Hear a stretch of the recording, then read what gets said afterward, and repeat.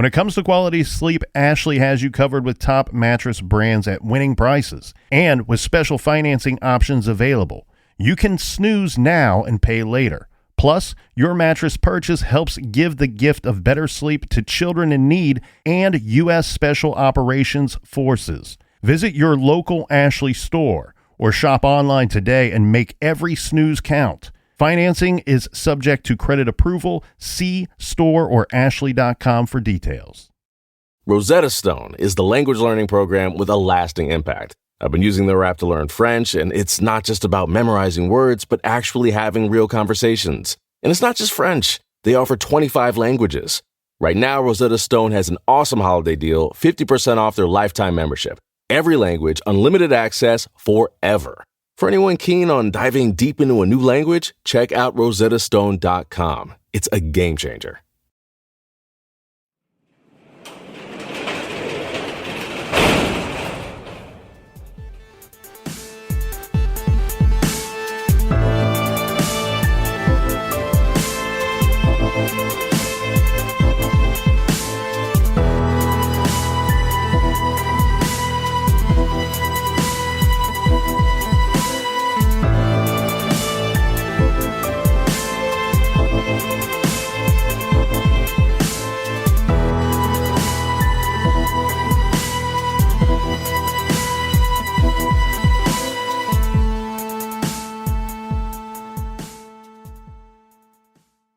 Welcome to True Crime Garage. Wherever you are, whatever you are doing, thanks for listening. I'm your host, Nick, and with me, as always, is a man who's ate a lot of late-night fast food and drank a lot of take-home pay. He is, of course, the captain. Well, I didn't know we got paid for this. It's good to be seen, and it's good to see you. Thanks for listening. Thanks for telling a friend.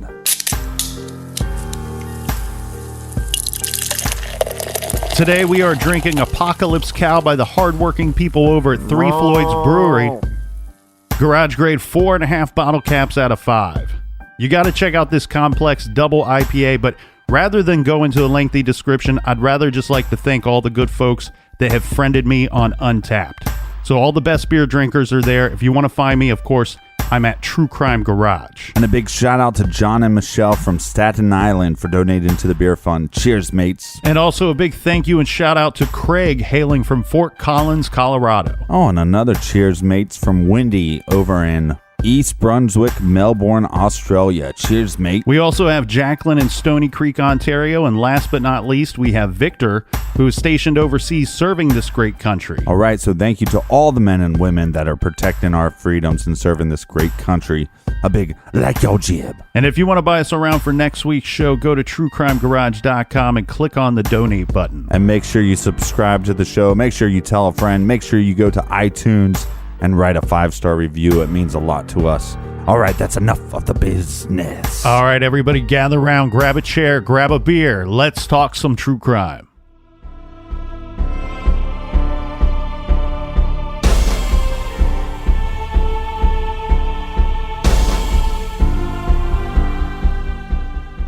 Lynne Harper was a 12-year-old girl who disappeared on June 9th, 1959 from the RCAF Station in Clinton, Ontario.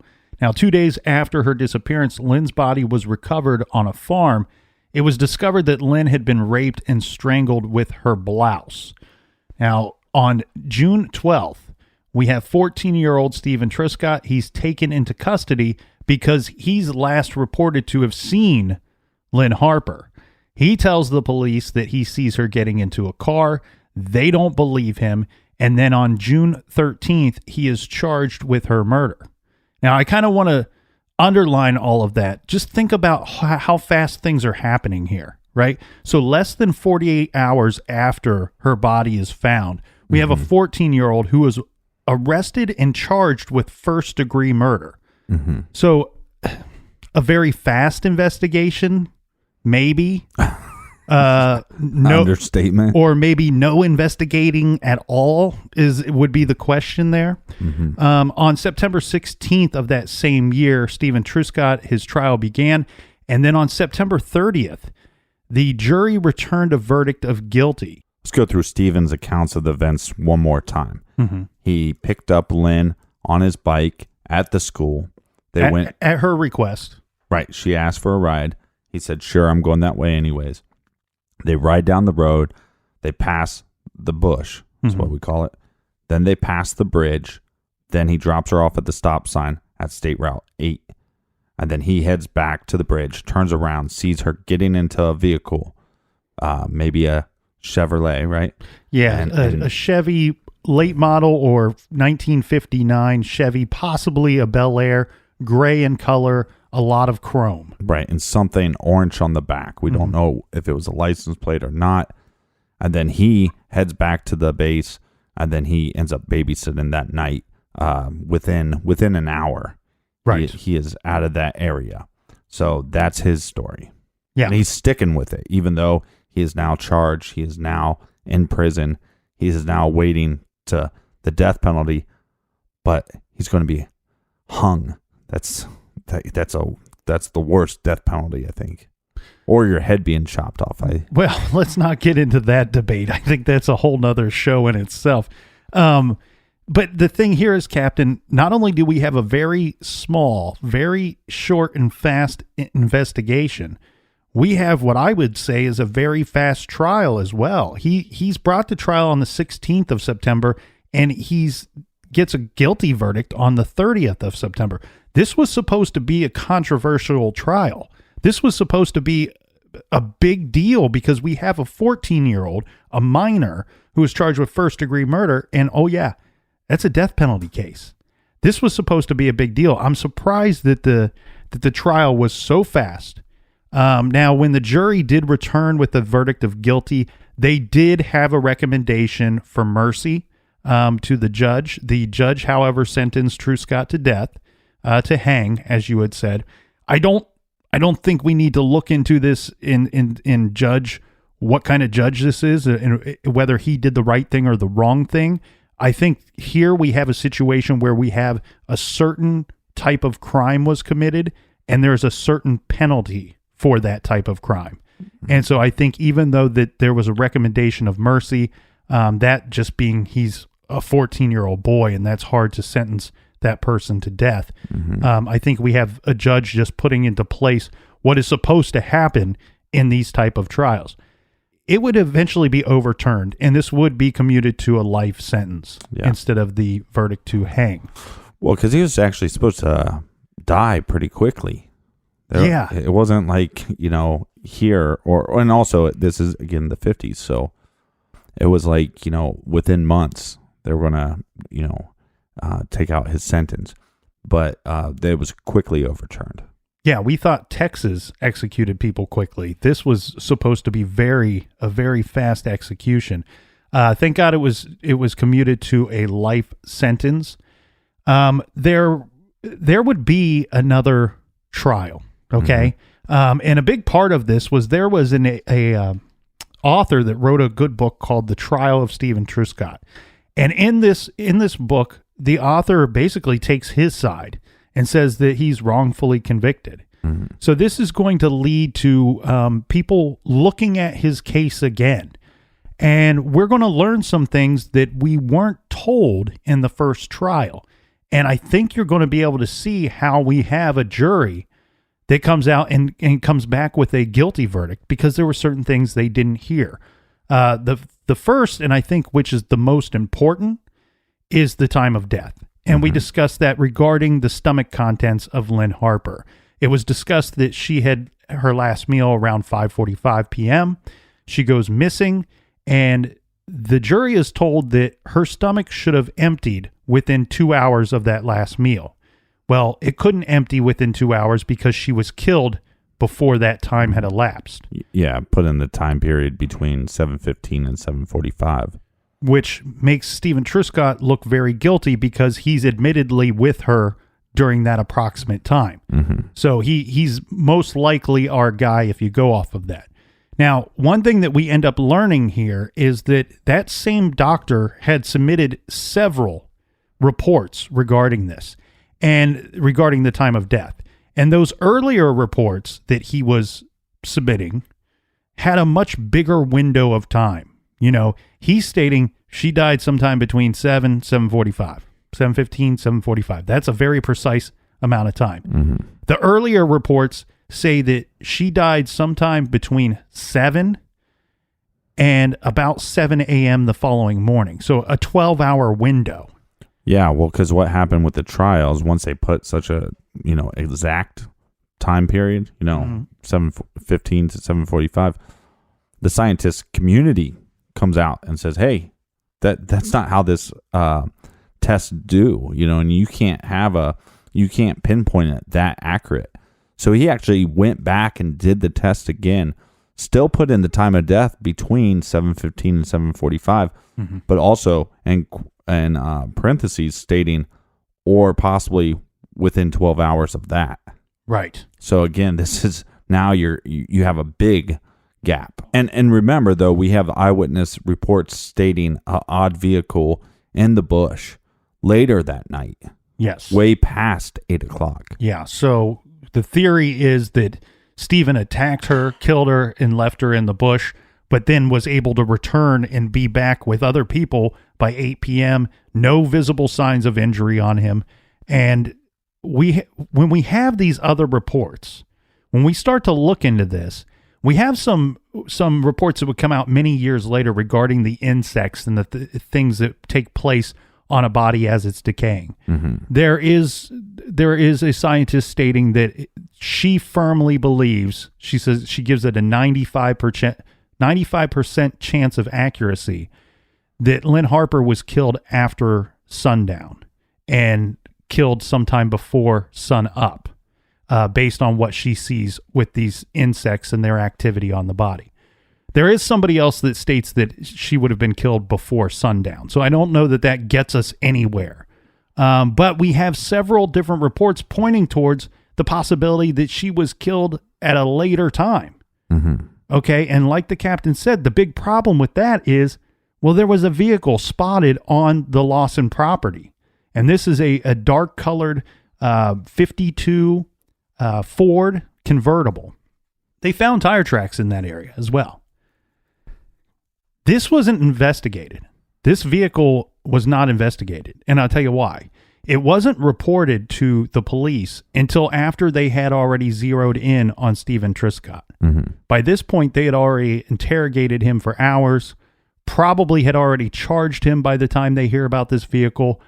We don't need that information because guess what? We've already got our guy. Our guy has no access to a vehicle. Right. So that doesn't mean anything to our investigation. Well, a big problem with this investigation, it happened so quickly. The charge happened so quickly. Then you have whatever evidence. Now we have we have evidence coming in of we saw this vehicle.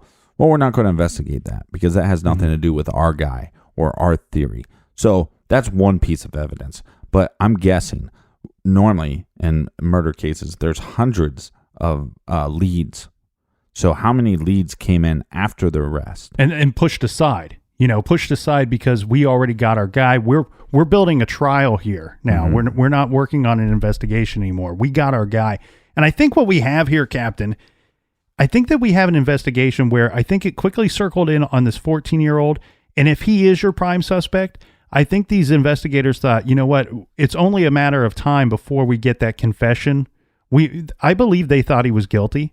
And I think they thought it's only a matter of time because he's a kid. He'll eventually confess. And then boom, we got our trial. We're all done with this thing. Mm-hmm. What other stuff was not worked on as part of this investigation? One thing that I found very strange was many years after the fact, their teacher came out. And now keep in mind, this was a split level class. This teacher taught both of them even the day of her disappearance. Mm-hmm. It's very rare, I think, that you have a situation where somebody knows a victim and knows the person that's supposed to have committed the crime. And this teacher says he was never interviewed. The police asked him no questions at all. That seems a little hurried and a little strange to me. Yeah, but this is a typical case of an investigation having blinders on, creating a theory, and then trying to make that theory stick. Mm-hmm. This is error 101, right? This is the number one error that these investigators make. The first thing to do is, if you do have a theory, then let's prove that theory wrong. Right. And I think if they would have done that, they would have found that their theory was proven wrong pretty quickly. Mm. Yep. You speculate as to what you think happened, then you have to go find the evidence to back up that speculation and lead you to the correct person, to the correct suspect. Here, they circled in on the suspect first. Well, and the time frame is really difficult because if this crime happened today, it'd be pretty simple. Let's run DNA test, and we'll know the answer within days, right? And I kind of want to back up what we were talking about earlier regarding the stomach contents and the reason why I believe that the earlier reports of what the doctor was saying is probably more accurate than the later report where he really zeroes in on that short 45 minutes saying, this is your time of death, is that you can see that the doctor was kind of tailoring his report, his later report, to what the investigators had learned during their short investigation. Because in the early reports, he states that the stomach contents may have contained meat. He doesn't say they did contain meat or they didn't contain meat. He says may have. In the later report, he says that the stomach contents contained turkey. Well, where did he get this information? This came from questioning her parents. What Right. did she eat for her last meal? Oh, around 5:45 that night, she finished dinner. We had turkey for dinner. Right, again. Boom, all of a sudden turkey's in the report. Right. Yeah, this is ridiculous. And not to mention that every eyewitness that goes along with your theory, there's one that contradicts it or several that contradict it. So my big thing here is they have evidence that she put up a fight, right? Right. And there's no marks on Steven, so therefore he didn't do it. To me, that's all you need. That's all you need. That's, all this other stuff doesn't matter to me. Like, because, unless you're going to tell me that your theory is that Steven and somebody else attacked her, then where's the marks on his body? Right. It doesn't make any sense. Well, ultimately, Steven Truscott, he would end up getting out of prison. He would end up serving a 10-year sentence, and then he would be placed on parole. There's a bit of a weird situation here where I guess the warden at the prison at some point became a parole officer, and Steven Truscott went to live with the former warden, his current parole officer, lived with him and his family. Which I think shows you something about Steven's character. Yeah. We have somebody that watched over him in prison feeling like it's safe enough to bring him around his family. Yeah, and Steven actually, 14, I think, to 18 was in one prison, and then he actually was moved. Yeah, he was transferred a couple times. That's correct. There was a lot of concern that, we have he went into prison at 14. Yeah. Like, this could be bad for him. Yeah. Some people get in the system and they never can get out. Well, so let's keep that in mind because they're not saying that he's innocent, but he's not serving the sentence that he was supposed to serve if he was guilty of first-degree murder, right? Can we agree on that? He serves 10 years and then he's paroled. That seems like a big jump from a death sentence or a life sentence. So you had mentioned, what other leads or possible suspects would have been ignored, let's say. And this is something that I found interesting because, this was from the Ontario Court of Appeals. Many years later, these were arguments that were made before the Ontario Court of Appeals. So the defense maintained that once the Ontario police officers locked in their sights on Truscott back in June of 1959, that the investigation, like you and I had said, stopped. Indifference took over and seemingly obvious leads were ignored, including previously undisclosed information pointing to other suspects. Now, unfortunately, in this report that we have here, these suspects are not named in the court documents because they have not been charged with anything. But these individuals include a convicted pedophile stationed at the RCAF base at Clinton at the time of Lynne Harper's death. The OPP learned about him in 1997 after being contacted by a retired London, Ontario police detective who felt that this man was capable of murdering a child. The man had pled guilty to sexual offenses and possession of child pornography in the late 1980s. When the police searched his house in connection with those offenses, they found an 8-volume transcript of Truscott's hearing before the Supreme Court of Canada from 1966 to 1967. Interesting. Also mentioned in this is an airman who had been stationed at Clinton prior to 1959. He was stationed at Alheimer at the time of the murder, but had a home in Seaforth, which is close to the base, which he visited frequently. Close to C-Fifth. Yeah. Between C3rd and C5th, you're correct. He was identified later by the CBC. This is the Fifth Estate show. Identified him as Sergeant Alexander... Smelly pants. No, sorry. Sergeant Alexander Kalichuk. And I say... I was close. Yes, very close. We'll get to Kalichuk here in a minute because we have more information on him. Also mentioned in this report, we have a former salesman who drove a 1957 Chevy and apparently called at the Clinton base frequently. The man came to the police attention after he tried to break into a home of a retired OPP detective. This is Barry Rule, who shot him with a pellet gun and then began his own investigation. In a report to the OPP, Rule concluded that the man could be a potential suspect in several murders, including Lynne Harper's. The cases that he mentions have common characteristics. All the victims, well, a lot of them are listed as hitchhiking victims, and their bodies or clothes were dumped in what were considered lovers' lanes. Yeah, well, I wonder were the clothes folded? That's a good question. We'll get back to that too, because we have some information on this salesman as well. Also mentioned, we have a convicted rapist who lived in Seaforth at the time of the murder and worked on the Clinton base as an electrician at least one day a week. The man who was convicted in 1948, he had spent 3.5 years in prison and had been to the Harper home. This is very strange. Okay, so he's convicted rapist who had been to the Harper home before the murder to repair. Was he there? Well, he was there to repair a clothes dryer. He was an electrician. Yeah. Well, there's a connection. You know, I believe a lot of times these people know their attacker. I'm with you there. And again, if she's getting into a vehicle, not pulled in a vehicle, remember, there was no report of a struggle, but did she know that individual? Was it somebody she had seen before, somebody she knew and trusted?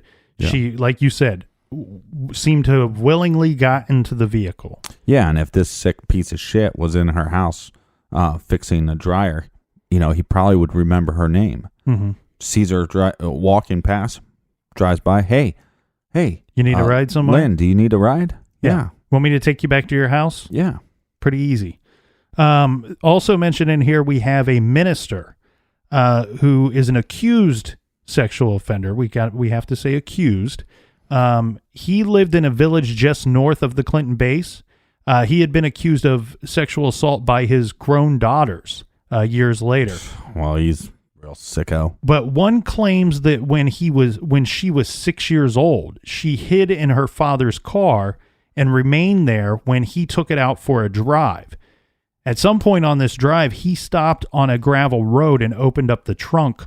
Moments later, she claims that she saw him carrying the limp body of a girl towards a grassy treed area where he spent about a half an hour before returning to the car alone. Right. Now, but some of these leads and stuff are coming out way after the investigation. Yeah.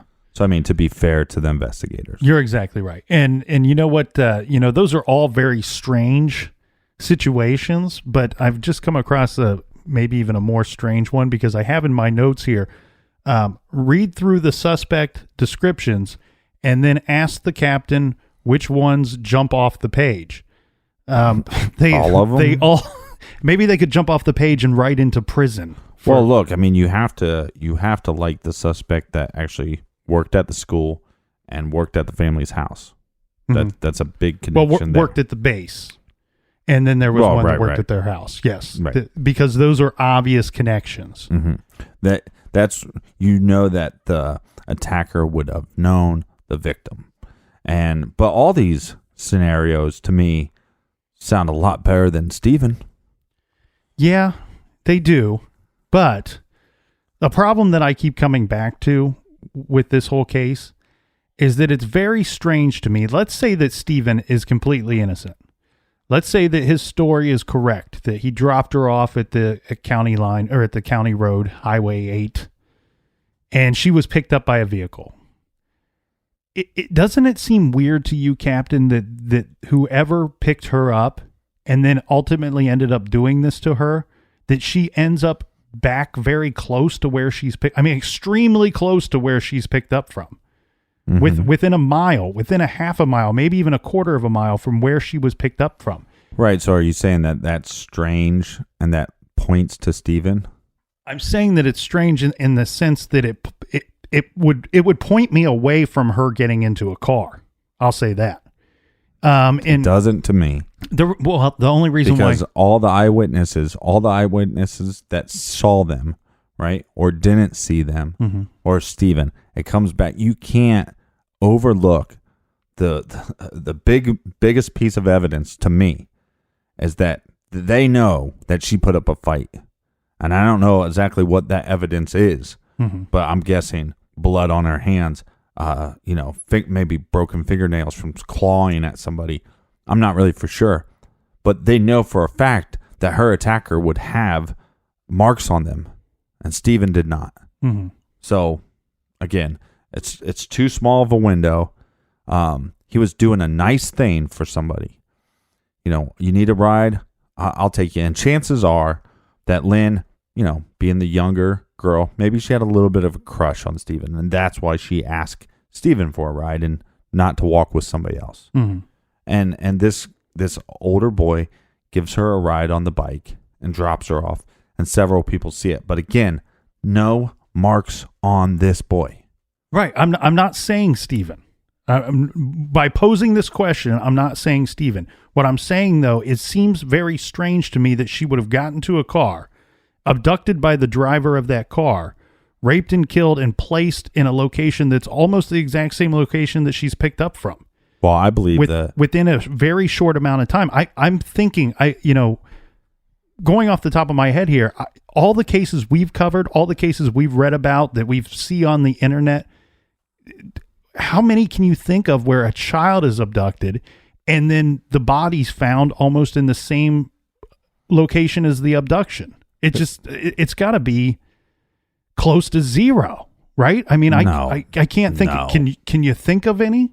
No, just not off the top of my head. But look, you pick up an individual, the motivation here is sexual. Right. And I believe this happened, like I said, somewhere else. And then in the process of looking for a place to dump the body, this person might not have known the area super well and just drove around to find a spot.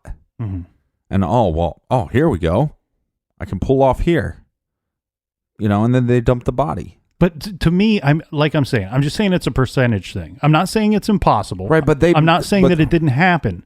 But what I am saying is, out of all the cases that we've reviewed and all the cases I've looked at over the years, it's hard for me to think of that same situation taking place. Right, but what I'm saying though is that the murderer, right, might not have known that they're dropping the body off so close to where they picked the person up at.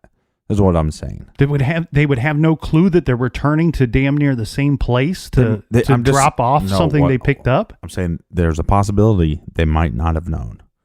Okay, I'll give you that. That's what I'm saying. I'll give you that. But off the top of my head, there's only a couple situations that I can think of where this was even a possibility. And one would be the Delphi case that we covered. But there's a big question if those girls were even removed from that wooded area and then returned. Yeah, but look, I don't think that matters. I just think I find it strange. Oh, and here's another situation. I think the Oakland County child killer, I think one of those victims was returned to roughly the same area, but they were held for days. I'm just pointing out here that it's strange to me that to believe that she got into a vehicle, drove away somewhere for hours, and then was returned to the same location. I'm not saying it's impossible. I get what you're saying, but I think we can agree that it does seem it's an oddity. Yeah, I guess. Anyways, there's a lot more to get to right after this quick beer break.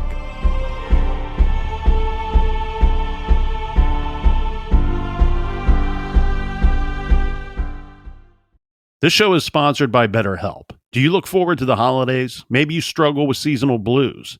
This time of year can be a lot. and it's natural to feel some sadness or even anxiety about it. But adding something new and positive to your life can counteract some of those feelings. Therapy can be a bright spot, something to look forward to make you feel grounded, and to give you the tools to manage everything going on. If you're thinking of starting therapy, give BetterHelp a try. It's entirely online, designed to be convenient, flexible, and suited to your schedule. Just fill out a brief questionnaire to get matched with a licensed therapist and switch therapists at any time for no additional charge. Find your bright spot this season with BetterHelp. Visit BetterHelp.com/garage today to get 10% off your first month. That's BetterHelp, HELP.com/garage. Dreaming of overseas adventures or connecting more deeply with family from afar? Rosetta Stone bridges the language gap. I've tried others, but Rosetta Stone's immersive lessons and voice feedback technology are game changers. Dive into 25 languages by learning intuitively, just like when you were a kid. And here's the holiday sparkle. Grab a lifetime membership now and save 50%. Gift yourself the world. Head to rosettastone.com now and save 50%. You can live out your MasterChef dreams when you find a professional on Angie to tackle your dream kitchen remodel. Connect with skilled professionals to get all your home projects done well. Inside to outside, repairs to renovations. Get started on the Angie app or visit Angie.com today. You can do this when you Angie that.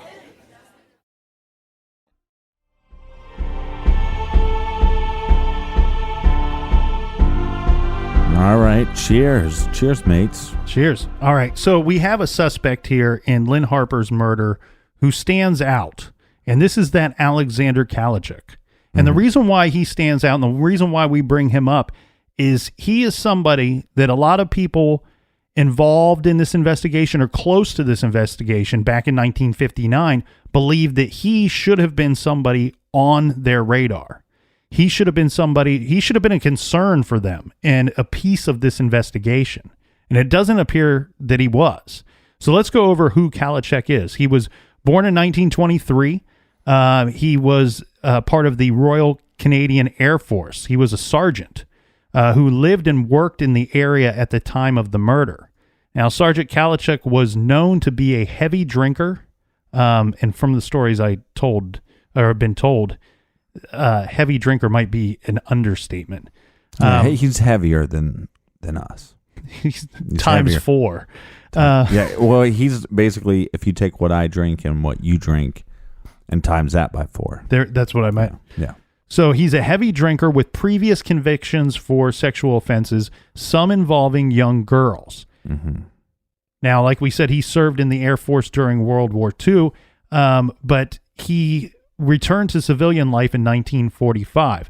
In 1950, he re-enrolled in the RCAF and was originally posted at the station in Trenton, but soon afterwards he was transferred to the station in Clinton. Now, we know this from our case. You know, this is close to our case here. He served as a supply technician until 1955, but in 1957 he was transferred to another station. Now, this is located about an hour away from Clinton. However, Kalachik made frequent trips back to Clinton, where Lynne Harper's father was the senior supply officer. Well, there's your, connection there. Yeah, good possible connection. But we also have this situation that takes place about 3 weeks before Lynne Harper's murder. Kalachik was arrested and charged by the Ontario police for attempting to lure 3 young girls into his car outside of St. Thomas, Ontario. Mm-hmm. The charge was dismissed shortly afterward. But the judge gave Kalachik a warning regarding his behavior.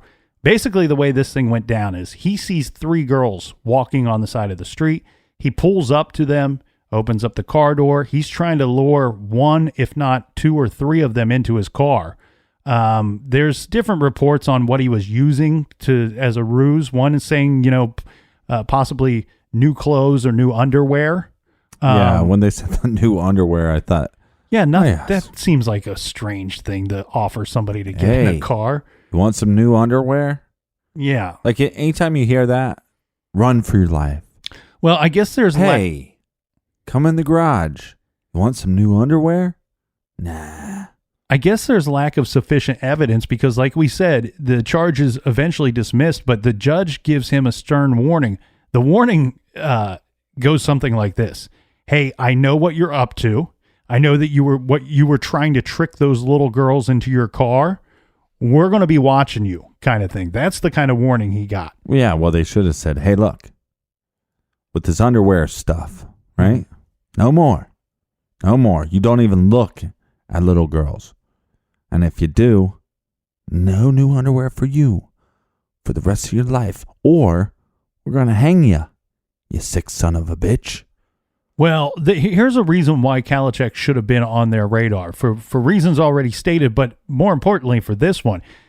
In the early part of June in 1959, we have Kalachek's probation officer advises the Air Force officials of another incident of indecent exposure involving Kalachek in the town of Seaforth, not far from the Clinton base. Now, on July 2nd, just 3 weeks after the murder of Lynne Harper, Kalachek was hospitalized due to overwhelming anxiety, tension, depression, and guilt, according to the RCAF documents. But this is after the charges are dropped, right? Right, but he's experiencing this overwhelming anxiety, tension, depression, and guilt 3 weeks after the murder of Lynne Harper.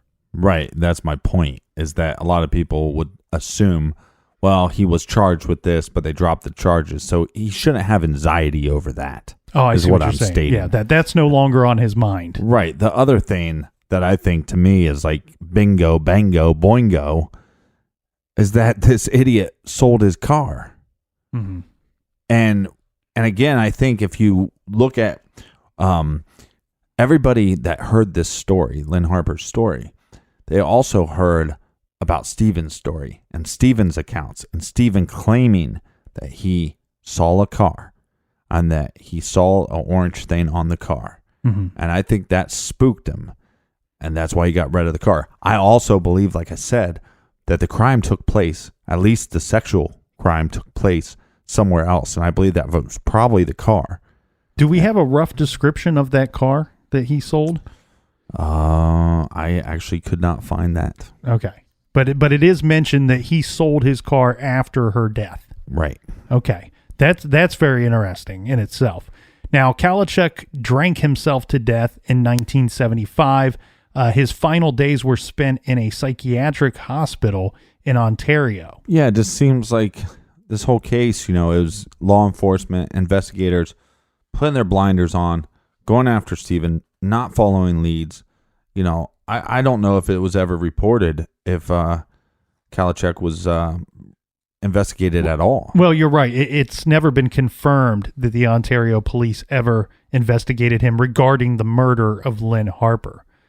Now, I want to bring up somebody. I'm going to shift gears here a little bit, Captain. We'll bring up somebody. His name is Barry Rule.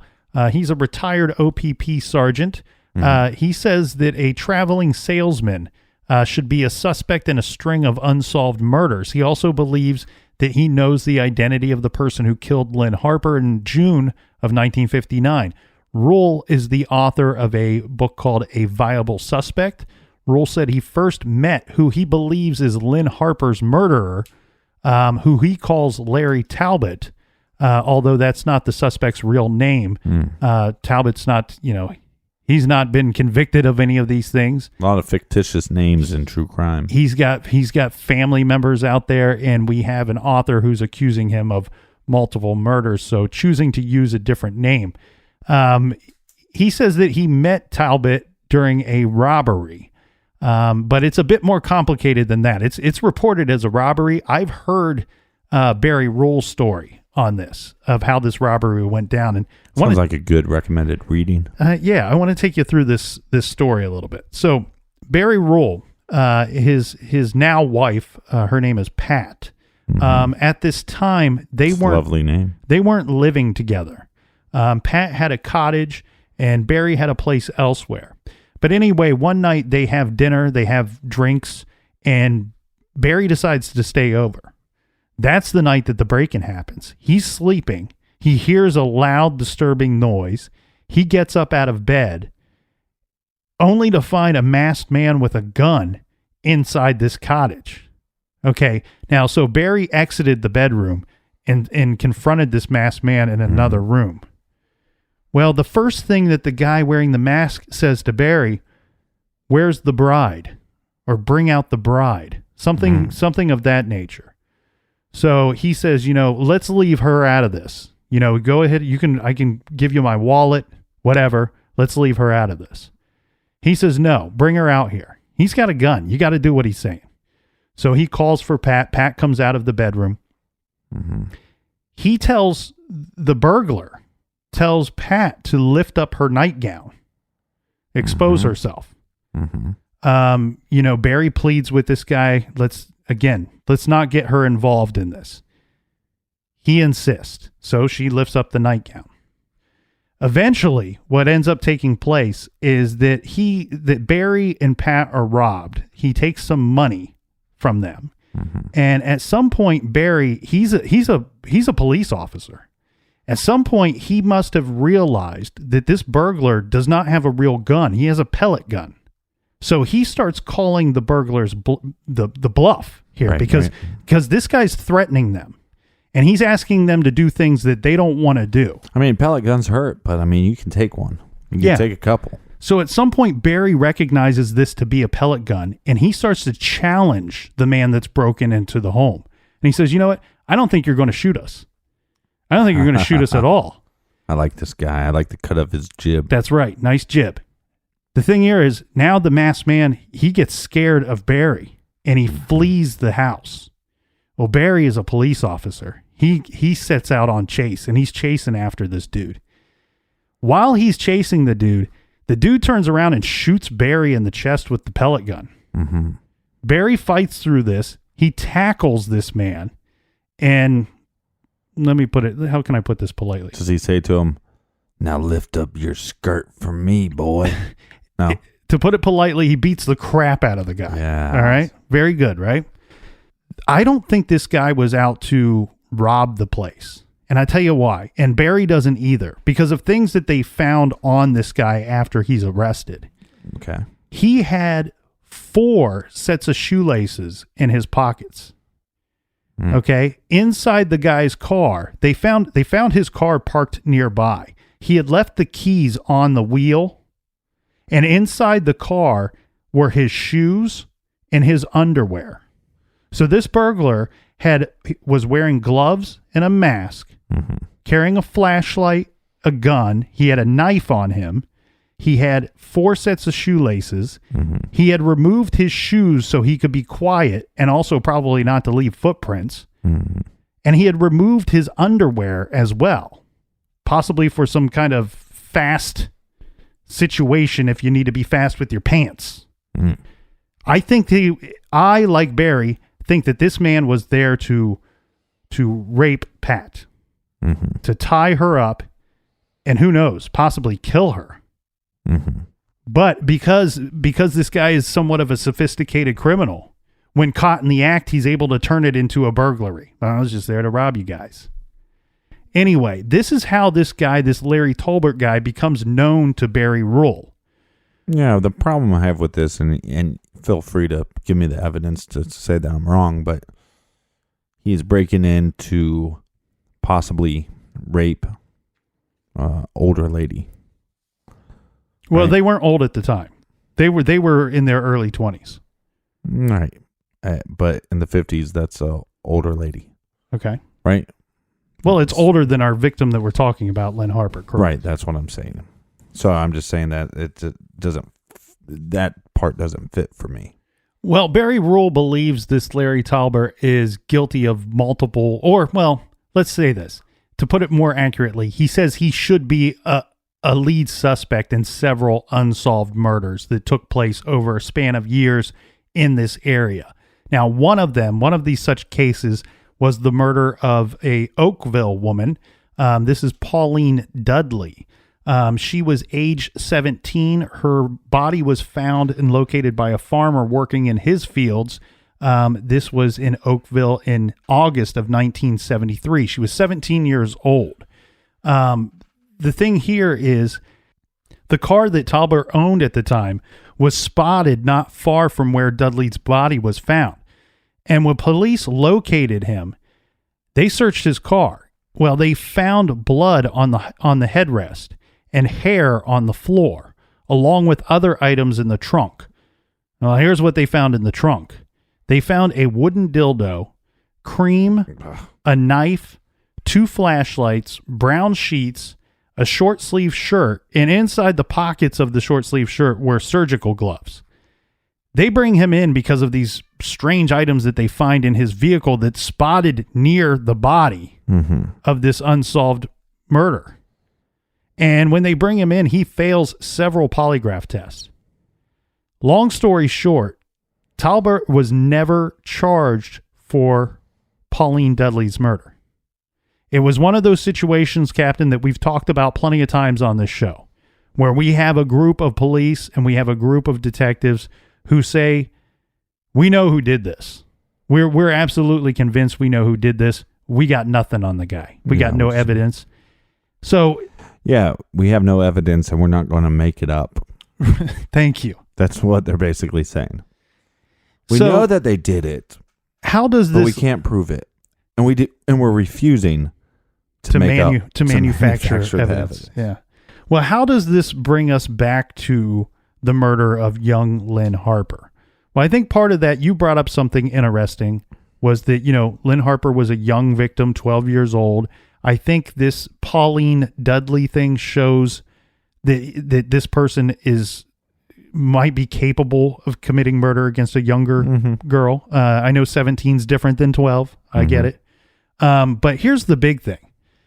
Barry Rule lists a number of reasons, a number of connections, but the one that stands out the most is including the similarity between Talbert's car at the time and the one that Steven Truscott said he saw. Now, Truscott said that he saw a 1959 Chevy, possibly Bel Air, on the evening that Lynne Harper went missing. And we have Talbert, who has a 1957 Chevy. So we have a similar vehicle. There's one problem here, though. The vehicle that Talbert owned at the time was a turquoise blue. Now, according to Barry Rule, we have a situation where she probably disappeared. If she got into that car, she disappeared around 7:30, 7:45. Sunset was at 9:06 that night. So Barry would tell us that there's a chance that with that sun and at that angle and the distance that we have Steven Truscott from the car, that he may have thought he was seeing a gray car. Right. One thing that they share the similarity of is they both have a lot of chrome on them. He did say he saw a lot of chrome. Now, we have this Larry Talbert. Why would he be in the area? He's a traveling salesman. What does he sell? Hopes and dreams. No. I don't know what he sells murder. I don't know what he sold, but I do know this, that we have Barry Rule, the retired OPP sergeant. Well, he likes Talbert for several murders. He believes he should be investigated and looked at in several cases. All of these were ones that he was able to go back in time, and he was able to confirm that Talbert would have been in the area or near that area when a murder was committed. Well, maybe he sold shoelaces and underwear. I don't think he was a shoelace salesman. Or maybe wooden dildos. But, Barry Rule points out something interesting here. What better job for a serial killer to have than a traveling salesman? You could commit a murder on Tuesday in one town, and you could be hours and hours away by Wednesday or Thursday. And if nobody saw you, if nobody spotted you, maybe they don't have things to connect you to the crime. I'm going to go with this, Captain. It's a little bit of a stretch. It's a leap. I'm going to say it's a leap. But he should have been investigated. But we could just make the argument that the case should have been investigated, period. Yeah. And I mean, Barry Rule lists several other cases that he would like to see this Larry Talbert investigated for. I'm not going to go into all of them because, like I said, it's a bit of a leap, and we're here to discuss the Lynne Harper case. But it's certainly an interesting leap, and one that I'm willing to take. I hopefully have to pick up his book at some point. I did not get a chance to read the book itself, but I did see an interesting presentation that he did regarding his suspect. All right, well, let's get back to Lynne Harper's case. And so what are our final conclusions on this Lynne Harper case? Because we had a kid sentenced, then released. Now he's out. Mm-hmm. It just seems like even after they let him out, they didn't really investigate this case. No, it's similar to the West Memphis 3 case, where you have somebody that ends up not serving the appropriate sentence for the crime that they're convicted of, and later they're released, and then you just say, we're not really going to go back and investigate this, even though now it looks like we never found the guilty party. Yeah, it's sad too, because, in this case, it's even harder though, because the amount of time that's passed, right. the primitive investigative tools that we would have been using back in 1959. Well, they actually went to test Steven so they could get answers, DNA test. But when they went back through the DNA evidence that they collected at the time, it was all damaged. Yeah. So they couldn't actually do the test. And he was willing to take the test. Yeah, I think I think again shows another sign of his character. That's definitely a check mark on the Steven Truscott side that he did not commit this murder. What are my thoughts and opinions? It's tough for me, Captain, because like I said, it's that 1 hour of time that there seems to be so many questions and differing opinions as to what happened by eyewitnesses during that 1 hour of time. It's very tough. It's very confusing. I do like that we have, in Steven Truscott's favor, I like that he spotted a vehicle, and then later we have Barry Rule coming out saying, hey, I have a suspect that has a similar vehicle. Right. I like that in his favor. What I don't like is that you give me a license plate number, and that's not a legit number. It doesn't work. Yeah, I think that whole part of the story is fictitious. I don't think he saw a license plate. I think he might have. I'm hoping that he's innocent, because I like to, and I know it does happen, but I don't want to believe that this kid was killed by another kid. No. I think maybe he was scared into giving that license plate number. The problem that I have too with the license plate is, me personally, if I see a situation go down to the point where I'm going to make a mental note, not only of the description of the vehicle, but a mental note of the license plate number, then guess what? It's not going to take me till police come to me to ask me what happened to Lynne Harper.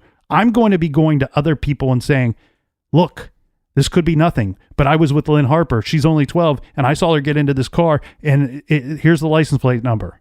I think something weird happened. Right. I mean, to take special note, I drive past 1,000 cars every day. I never make note of the license plate number. Right. But again, this case is all about the small little things that don't really matter until a tragic event actually happens. And to me, this is very much like a butterfly effect case. You know, if Steven wasn't so nice to give her a ride, then maybe she wouldn't have been on State Route 8 at the time that there was somebody traveling in that area to pick her up. Right. That could have done this crime. If somebody saw him, if the DNA evidence didn't get destroyed, there's all these little tiny things that if they happened, we would have had an answer. And then the big butterfly effect in this case that we haven't really talked about much, but you have a country that sentenced a boy that's 14 years old for a crime that I believe he didn't commit. You sentenced to be hung within months of being tried when you didn't even spend months on the investigation. And this was such a black eye on the Canadian justice system that they got rid of the death penalty altogether. Right. And Steven was one of the main reasons for that. It was a good wake-up call for them. Yeah, so this case to me is all these little, butterfly effects. If Steven didn't, or what if,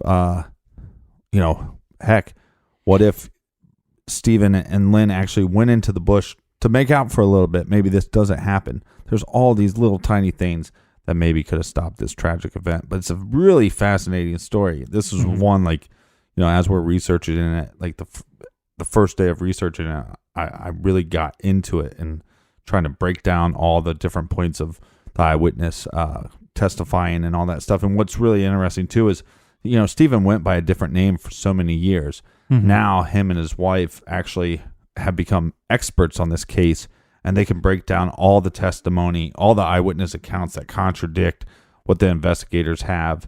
And again, rule number 1, don't create your own theory. And if you do create your own theory, spend as much time trying to prove it or trying to disprove it as you do trying to prove it. Yeah, and I think for me, we talk about all these tiny little moments.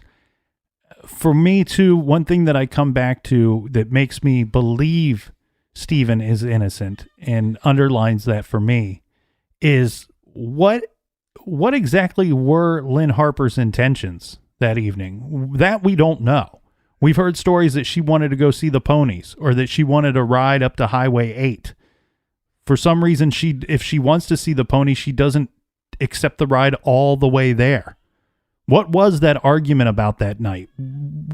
Was she planning to walk away or run away from home and got picked up by the wrong person, and that's why she wanted Steven to drop her off rather than take her all the way to the farmhouse? If we knew her actual intentions, I think that would give us a better sense of direction as to Steven's intentions. And I'm with you, Captain. I think we got a couple people that see him on the bridge. We got a couple people that see them cross the bridge. That lines up with Steven's story. That makes that very precise, small little time window even smaller. All right. So do we have a recommended reading for this week? Yes. This week we are recommending A Question of Evidence, the Casebook of Great Forensic Controversies by Colin Evans. Scientific sleuthing and slip-ups in investigations of 15 famous cases ranging from the suspicious death of Napoleon to the murder cases of Dr. Sam, the Fugitive Shepherd, and O.J. Simpson. A Question of Evidence takes readers inside some of the most vexing forensic controversies of all time. In each case, Colin Evans lays out the conflicting medical and scientific evidence, much like we saw in the Lynne Harper case and Steven Truscott case today. All right. Thank you to you, Captain. Thank you to everybody out there. And remember, you don't have much time. We have a pre-order of the Douche Canoe shirts. So you want to go to truecrimegarage.com, click on the store page, and get your Douche Canoe shirt. I don't want somebody saying 6 months from now, oh, I wish I would have got one. Like, too late. I'm not, too late.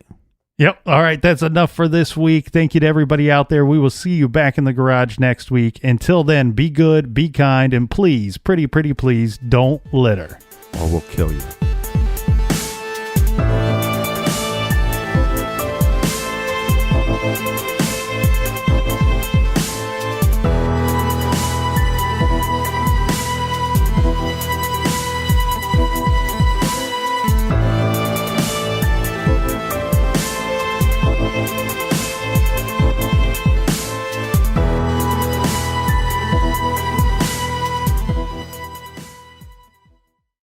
A lifetime of hard work, children laughing in the kitchen, family photos on a restaurant wall, a legacy that lives on. It all comes from the power of a conversation, like the one Tommy Hall had with First Horizon Bank about taking over his father's Charleston-based restaurant business. Now the table is set for a whole new generation. First Horizon Bank. Let's find a way. Go to firsthorizon.com/Tommy. First Horizon Bank, member FDIC.